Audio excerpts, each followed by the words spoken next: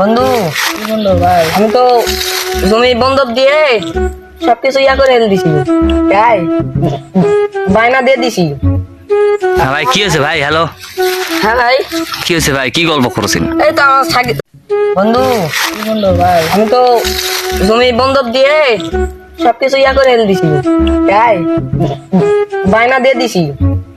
হ্যাঁ ভাই, কি হয়েছে ভাই? হ্যালো, হ্যাঁ ভাই, কি হয়েছে ভাই? কি গল্প করেছেন? এই তো আমার 26 তারিখে হলো কোটিপতি হয়ে যাবো, ওই গল্প করছি।